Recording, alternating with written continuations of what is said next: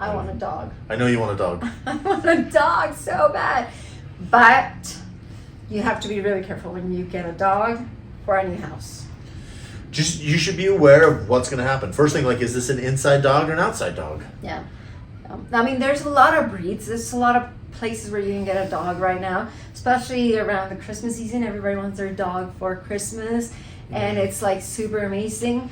But then I see a lot, I like dogs a lot. So you see a lot of, like in 3 months around March, like free dog for, it's kind of trained. It's kind of this, it's kind of that. And we have to move and we can't take it with us. And so many things and so many dogs that get back to shelters and places where they're really not happy. And if you were a person that is the dog, you would not be happy either. If you were the dog. Maybe you get a better home. Yeah.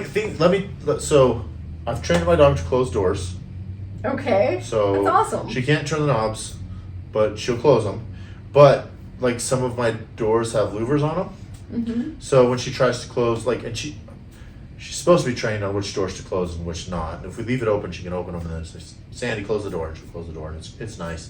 I cannot train her to put garbage in the garbage, and I haven't been able to train her to bring things to me. Now, granted, this is my kid's dog, and I only get it every Wednesday and every other weekend, so there's not a lot of time, and I don't care that much.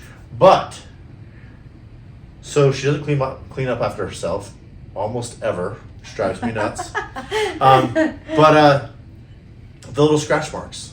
Yes. By the doors, mm-hmm. and the dirt places, and so my dog is not allowed on the furniture, not allowed in my bedroom, and like it depends on the kind of dog you have. My dog, the dog breed I have, isn't that bright, but you can train him to do certain things, and it's great. But in my rentals, so actually, just barely, I didn't kick out the tenants, but one of my tenants asked if her daughter and a significant other could move in while they were finishing construction on a home they were building. I said that would be fine if it's okay with you.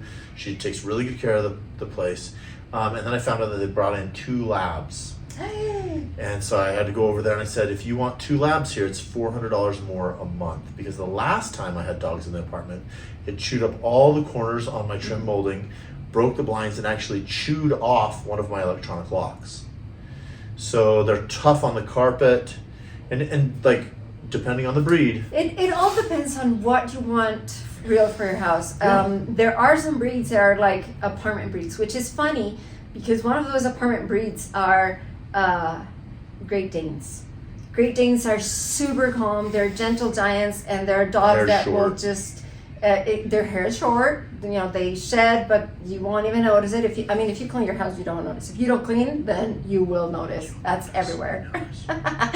And but there is just like many other breeds. So do your research. Do your research of what you're wanting to have if you want a dog. And check with how long you'll be in the home you're in, and if it's acceptable for the area. Yeah, and also what type of person are you? Because if you're like a person that's like always in the computer, always working, always this, always that, and then you get a lab, then you're gonna be in trouble.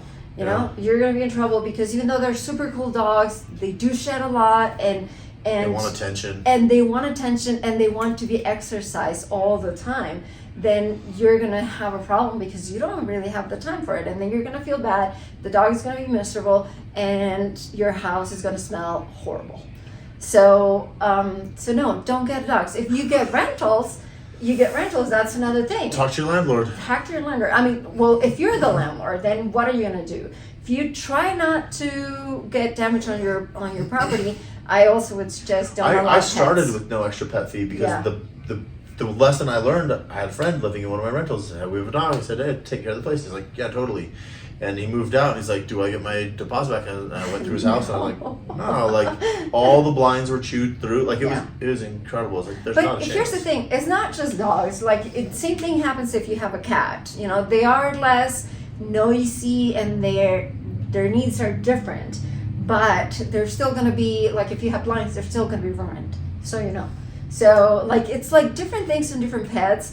And see, here's another thing that it's important to know. Like in Utah, if you have a dog that is a emotional support dog, then those are not really allowed on your rentals. They are treated like pets by law.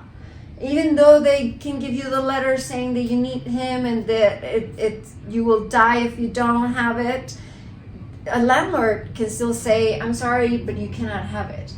But if it's a service dog, which is completely different, having an animal support dog and a service dog, then if you have a service dog, then they will have to let you have the pet in your premise.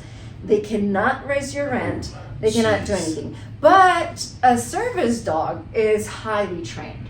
It's somebody that, let's say, it can check if you're gonna have a seizure. Some of them can check that, can see it, and most of the times, because they are trained because of that or to do that, they're also trained to not pee in the carpet, not chew this, not do that. A difference that that it's a support animal. Emotional support animal that destroys everything. That one is just because the person really feels that needs somebody near, and then that somebody near doesn't even need to be trained. So check what you're looking for. Be really careful, especially on the season when you think, oh, I'm gonna give a pet to my kids because they've been asking me for. Be really careful. It doesn't matter what they say. The dad's gonna take care of it. Yes, maybe get a turtle. Maybe they kind of smell. Turtles are mischievous. But they're good. You can just leave them there, feed them. Don't forget to feed them, and they'll live forever. Like really forever. And a dog, they will live. The average years is about 12 years. So if you don't have a commitment for 12 years with something, I would say skip the dog. From someone who loves dogs. Yes, that's why I say those if you want an things. emotional support person to talk to about a dog, you can tell me. You can call me and let me know, and I'll let you know what breed you should get, and so you can feel safe, feel good about having a dog, and train it easy, and she'll be happy, and you'll be happy. Yes. And I'll be happy that you didn't call me. No.